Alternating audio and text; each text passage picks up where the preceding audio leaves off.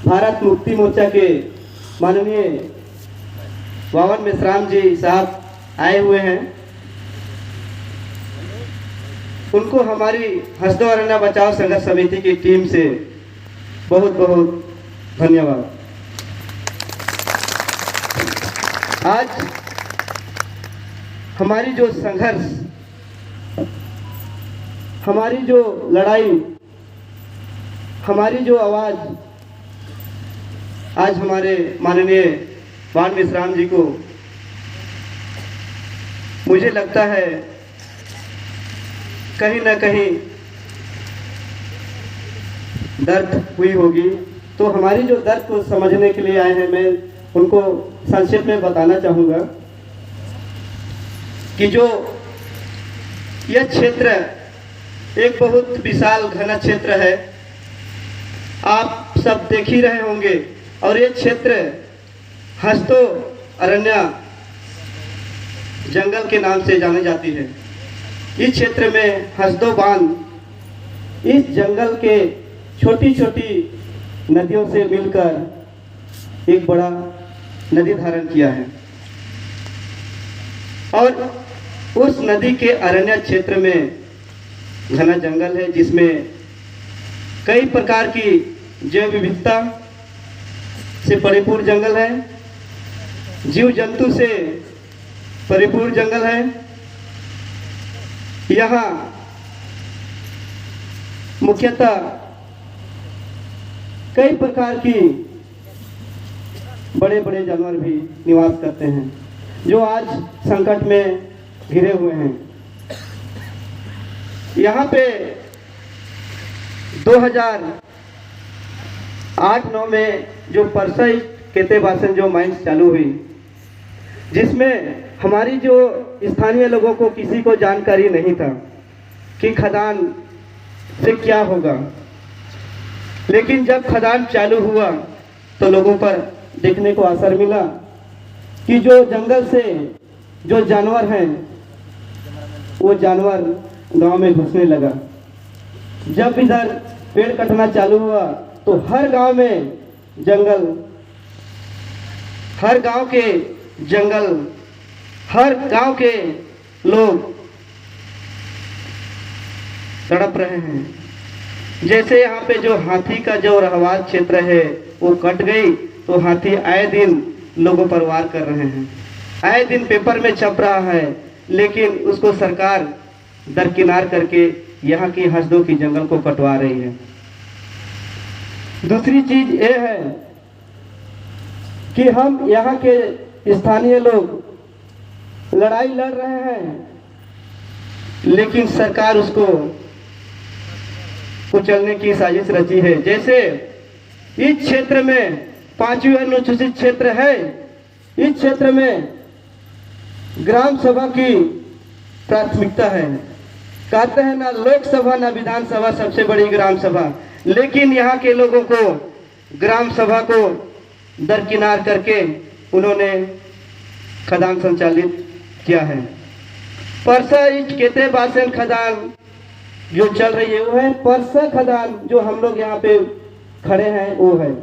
इसमें ग्राम सभा जो हुआ है, ग्राम सभा फर्जी रेस्ट हाउस में किया गया है। यहाँ पे 4 बार ग्राम सभा करवाई सरकार, लेकिन चारों ग्राम सभा में विरोध प्रस्ताव हुआ। तो 5वां ग्राम सभा में इन्होंने फर्जी सरपंच और सचिव को दबाव बना के रेस्ट हाउस में लिखवाया गया। जिस दबाव पूर्वक करवा रहे थे उस जगह मैं भी मौजूद था। मुझे सरकार और पुलिस प्रशासन दबाव करके वहां से भगाया गया। मैं वहां पे अडिग रहा कि मैं हमारा अधिकार को नहीं छीनने दूंगा, लेकिन वहां से मुझे पुलिस फोर्स द्वारा पकड़ के भगाया गया और वहां पे सरपंच और सचिव को वहां पे लिखवाया गया। 27 जनवरी 2018 की जो ग्राम सभा ग्राम साली में हुआ, जिसमें एजेंडा में खदान की कोई जिक्र की बात नहीं किया गया था। उस एजेंडा में प्रस्ताव क्रमांक 1 से प्रस्ताव क्रमांक 21 तक हमने विधिवत ग्राम सभा किया 27/1/2018 को। लेकिन उसी ग्राम सभा में पुनस्त करके प्रस्ताव क्रमांक 22 लिखवाया गया है, जबकि क्लोज होने के बाद में वहाँ पे ग्राम सभा समाप्त होने के बाद में ये ऑलरेडी दिख रहा है ग्राम सभा फर्जी। और उस दिन का उपस्थिति 150 थी और उनकी कार्यवाही में दिखा रहा है 450। तो सरकार हमारे साथ में ऐसा खिलवाड़ करके हम आदिवासियों को, हमारी जंगल को क्यों विनाश करना चाहती है? हम समझ से परे हैं। हम हर जगह जाके शासन को, प्रशासन को निवेदन किए, लेकिन आज तक हमारी जो जितने भी आवेदनों का कोई निराकरण नहीं किया गया। दूसरी चीज ये है, जो आए दिन हमारे जो साथी यहाँ पे लड़ाई लड़ रहे हैं उनको बंधक बना के जेल में डाल के और इधर पेड़ फुटवाए जा रहे हैं। क्या ये अडानी की संरक्षण में है कि या लोगों की संरक्षण में? हम समझ से परे हैं। हर जगह जाके हमारी दुख दर्द को बताए, लेकिन कहीं जगह का दरवाजा हमारे लिए नहीं खुला हुआ, बंद ही बंद मिला।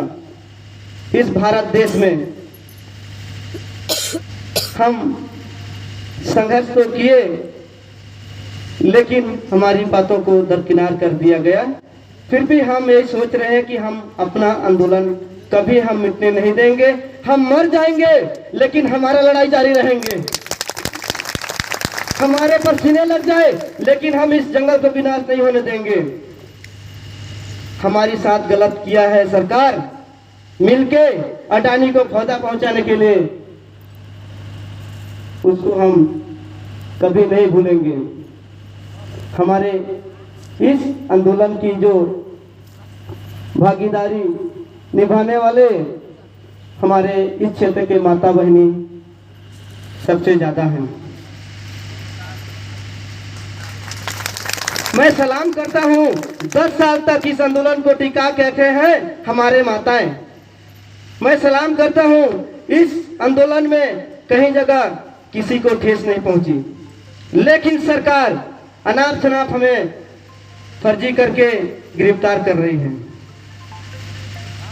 यहां तक लोगों को गुमराह करके इस खदान को चालू करवाने के लिए 300 पेड़ कटवाई थी, जिसको हमने विरोध किया और आज वो खदान वहां पे चालू नहीं है। लेकिन सरकार इस खदान को खोलने के लिए लोगों को भड़का रही है। दूसरी चीज ये है, इस जंगल की जितनी भी आवक है वो हमारे आदिवासी के लिए 6 महीना आश्रित एक आमदनी है और 6 महीना हमारे खेतों से, लेकिन उसको किनारे रख के विनाश की कगार में ले जा रही है। दूसरी चीज ये है कि हम आवाज उठाने वाले साथी को रातों रात पुलिस फोर्स हमारी घर को घेर के हमें जेल में ले जाती है और इधर पुलिस फोर्स लगा के पूरा पेड़ों को कटवाती है।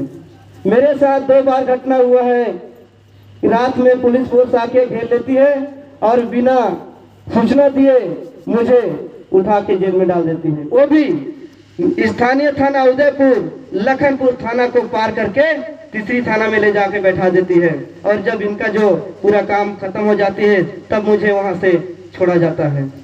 मैं क्या गुनाह किया हूँ कि इस धरती को, इस जंगल को, इस आदिवासी को बचाने की आवाज उठाता हूँ तो मुझे जेल में ले जाके डाला जाता है।